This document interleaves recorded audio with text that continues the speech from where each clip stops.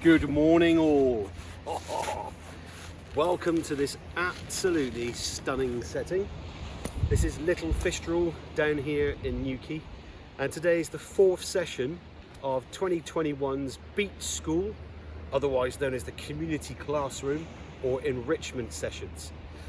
So what is today's session about?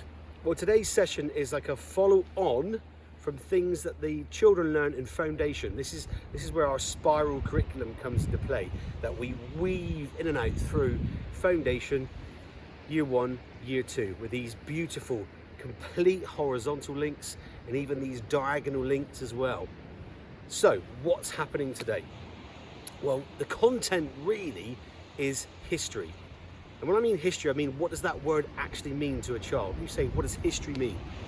So we're looking at how history has an impact on things in the future, whether that's learning from history, facts about specific places or people, or how time has an impact on maybe geology and environments.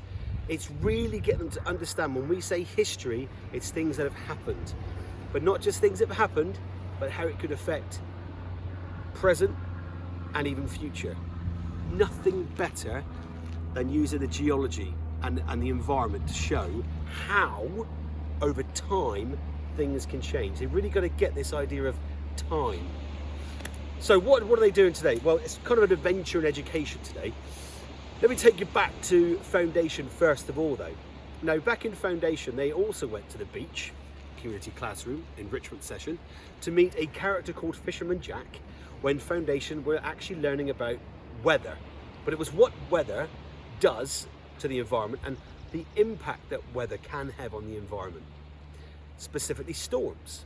Now when they went to the beach they met a gentleman called Fisherman Jack who was in a cave, and through stories and play he explained how the cave was formed through wind and storm, erosion, and he talks about erosion and shows them the sand and how the sand used to be parts of the cliff but how small it is now. Time. This has happened over many years. So we're starting to introduce them to how time can have effects on the environment or the future or the present. It gets then kind of up-leveled, upskilled, very similar wording, but this time when they're learning about history in year one, we take it a step further. They're learning about factual people and factual places. For example, they may visit Pendennis Castle down in Falmouth. And obviously we could teach them about local pirates, and that's what we do today, because today I become Tall Tom Copper, the pirate. Now Tall Tom Copper introduces them to his story, but he also rekindles what they've just had a pre-teach on and been taught about in school. Now I'm going to take you on a little journey now, so the camera might get a bit wobbly, so I apologise. So here we go.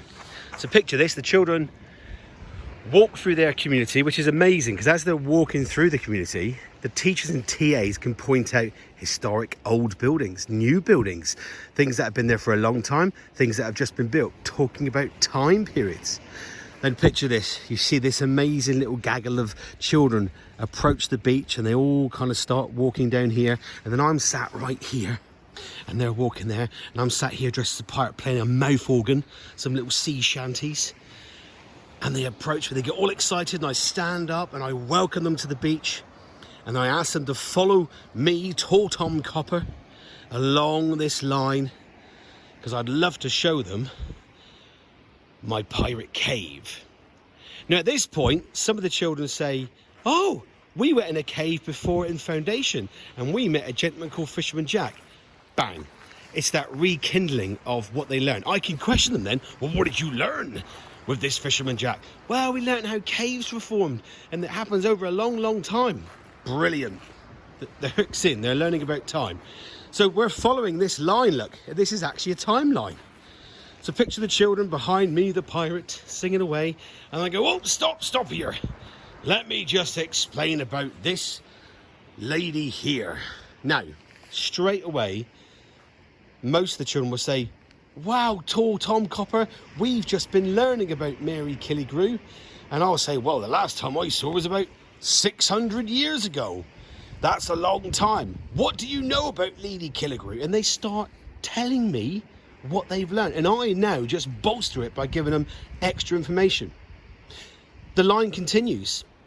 It's actually like a timeline. They're walking through time, because then I say, aha, what about this gentleman? Have you ever heard of Blackbeard? The last time I saw Blackbeard was about 400 years ago. We learned about Blackbeard, Mr. Tall Tom Copper. They tell me what they've learned. I explain, but once again, we're walking through time. So think about this. 600 years ago, she came to visit. 400 years ago, she came to visit me in my cave. And then, of course, about 300 years ago, Anne Bonny came to visit me. And once again, we go through all the things they've had the pre-teach on. We talked about Anne Bonny, but this is bringing it to life. They're talking to a pirate. Then, of course, they enter my cave. And, of course, it's Tall Tom Copper's cave. Here we go. So they come in. And I'm just going to pop the camera down. There you go. I'm going to come around the front again. Hello. It's only me. So they come in, they can sit along this kind of, I'll put all this tarp down just in case it gets too damp. These are the safety stones, because obviously over here I have my fire. So imagine me, I'm dressed as the pirate, obviously, and I light the fire, turn all the lights on. Let me just show you. Just pop some lights on. Here we go. Oh, bear with me. There you go. And I have all fairy lights up here as well. I won't put those on right now. But picture it. They're all sat here. We've just walked through a kind of timeline of different pirates. Now they're talking to a real pirate in his cave. I light the fire, the flames, the warmth, the light, the smoke, the smells. And we just start talking about what they know about these pirates that they've learned about. Then, of course, I tell them my story. Now, they've been talking to me about the non-fiction elements they've been learning about. I then tell them a fiction story.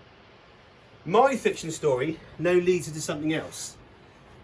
I would love not just to have elements of historic value in this lesson, but one of the most important things about community classrooms, beat schools, or enrichment sessions that are outdoors is building relationships with these children and the outdoors, the environment that they live in. Helping them to become custodians of the future, where they look after this. Why would a child or an adult look after something they had no relationship with or no love for? So my story, I talked to them about how I was shipwrecked in my ship, the Amelie Rose, just in here, the Atlantic Ocean, during a giant storm. I've even got a storm bucket, let me just show you. So I tell them, a large storm occurred, and a lightning bolt struck my ship in two. Now I sank into the ocean, but I was rescued by mermen and merladies and mer-children, and how they pulled me onto the shoreline, and I crept into this cave which has been formed over many, many years. And the mermaids were all different colours. There were green mermaids, red mermaids, purple mermaids, black mermaids, aquamarine mermaids, all from different areas of this world. Bit of geography. There was the red mermaid, Vulcanius Lanzaroteus mermaidius. The lava mermaid, red. Atlanticus cornicius mermaidus, the green mermaid from the Atlantic Ocean. Aquamarinius Fijianus mermaidius, the Fijian mermaid. Muddy Riverus Amazonius mermaidius, the Amazon River mermaid. Anyway, I go through all this, and I go then through how I watched as the moon came from behind these storm clouds, as it shone down onto their beautiful scaly tails, and how their tails transformed into human legs, and they began to dance in the moonlight. Dancing in the moonlight, everybody. The children start laughing, obviously.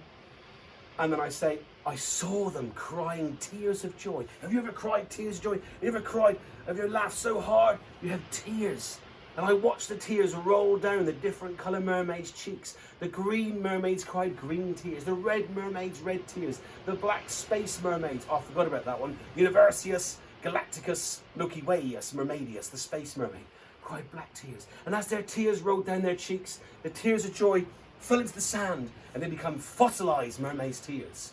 And if you're lucky and you look after the beaches and make sure there's no litter, you can often find these amazing tears of joy. And when you hold one in your hand, it makes you smile. And after I've told them that story, you can guess what we go and do. We then go onto the beach and you see these children laying in the sand, moving it around gently to find some mermaids' tears of joy. Now I often place quite a few there. We're lucky because we have lots of mermaids' tears of joy, fossilised mermaids' tears. It's actually sea glass. I place it, but when they find one, wow, the excitement is it's just amazing. Now, then when they've done their search, they will come back into the cave and we take a seat here and I explain to them how I love stories. I love reading stories, I love reading non-fiction stories and fiction stories, but unfortunately I've lost all my books when my ship sank, sorry. So I asked them would they like to write me some stories that I could have in my cave, and all their hands got, even the boys, specifically the young lads. It's always groups of very large young boys who don't want to put pen to paper in year 1 and foundation. They want to write me a story or draw me a picture. I will then go and visit the school later on in the term and collect them in their faces, knowing that something they've written will go to someone and someone will read it with passion and hang it in their cave, and it's a pirate. It's almost like you don't even have to ask them to write, they want to write. So yeah, it's lots of elements, it's pure fun, it's ensuring they have a relationship with these beautiful environments, and there you go, Tall Tom Copper and the Mermaid's Tears of Joy. I hope that makes sense, and thanks for listening.